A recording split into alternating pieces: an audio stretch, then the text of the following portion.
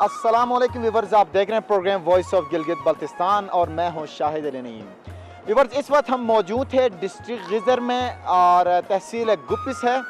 और ये आप मेरे बैकग्राउंड में देख रहे हैं कि ये डिस्ट्रिक्ट गुपिस का स्पेशली ये जॉन रोड एरिया है। ये टूरिज़म के लिए बेस्ट स्पॉट है। यहाँ पे साथ ही हमारे साथ ये PDDC होटल मौजूद है। आप आ सकते हैं, यहाँ पे घूम सकते हैं। अभी मैं आपको बता दूँ कि इस वक्त हमारा जो सफ़र है वो डिस्ट्रिक्ट गुपिस में डिस्ट्रिक्ट गिज़र में तहसील गुपिस से हमारा ये सफ़र शुरू होगा और डिस्ट्रिक्ट गिज़र को हम डिस्कवर करेंगे। और इस सफ़र का नाम है डिस्कवर गिज़र।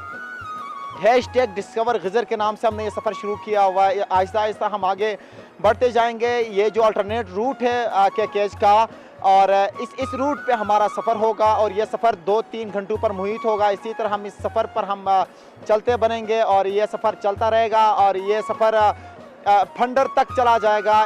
इस दौरान बहुत सारे खूबसूरत एरियाज़ मनाजिर से हम आपको आशना करवाएंगे और ख़ूबसूरत एरियाज़ हम आपको दिखाएंगे और कुदरत उन हसीन वादियों को जहाँ पे टूरिस्ट आते हैं और वो इंजॉय करते हैं उन एरियाज़ को, वहाँ पे हम आपको लेके जाएंगे। इसके अलावा वो दरिया जो हमारे रोड के बिल्कुल साथ साथ चलेगा और उसको भी हम आपके नज़रों के सामने लेके आने की कोशिश करेंगे। और इसके अलावा उन खूबसूरत एरियाज़ का हम आपको बता देंगे और प्रॉपर्ली आपको उन चीज़ों के बारे में बता देंगे। और ये वो स्पॉट है जहाँ पे टूरिस्ट आते हैं और ख़ूबसूरती से बड़े बड़े खुश व खुरम यहाँ से चले जाते हैं। और हमारा सफ़र शुरू है डिस्ट्रिक्ट गिज़र में तहसील गुपिस से ये शुरू है और ये फंडर तक चला जाएगा। और फंडर पे जाके इंशाअल्लाह हम आपको लिए चलेंगे उस स्पॉट पे जहाँ पे ट्राउट आपको डेफिनेटली हम पकड़ने की कोशिश करेंगे, आपको दिखा भी देंगे और कैसे पकड़े जाते हैं ट्राउट फिशिंग और उसके लिए क्या प्रोसीजर है, क्या तरीक़ाकार है, उससे भी हम आपको दिखाएंगे।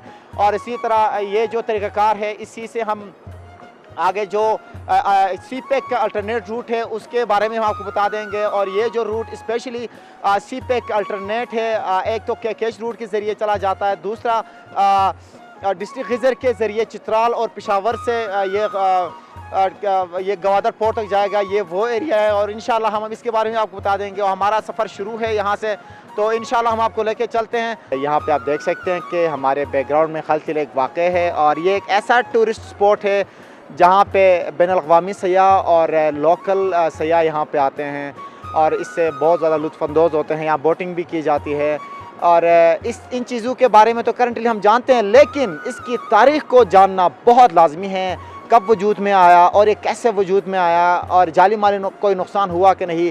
हमारे साथ अजब खान मौजूद है जो कि यहाँ के रहायशी हैं, तो हम इनसे जानना चाहते हैं। जी बताइएगा कि ये खलतिला कैसे वजूद में आया और कब वजूद में आया। सर 1980 की वो जुलाई महीने के 24 तारीख था। तो ये अंदर एक ग्लेशियर का मैदान था, उसके नीचे झील था। जब जुलाई महीने के 24 गर्मी की वजह से ये दब गया ना, झील के ऊपर वो स्लाइड जो ग्लेशियर था वो दब कर वो मलबा सारा अंदर जाकर ये पानी नीचे से निकल कर बस सैलाब बन गया। बंद कर इधर से सारे पत्थर बस ज़मीनें उखाड़ कर लाकर इस ज़मीन को इधर आकर रोक कर ये पहाड़ के में रुक कर ये झील बन गया। 48 घंटा कुछ ऐसा आ गया। सही।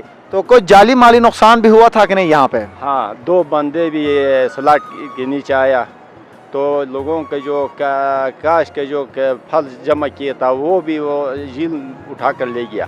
सही। और माल भी कहीं ज़या हुआ और नीचे जायदाद भी दब गया, लोगों को घर था घर भी दब गया।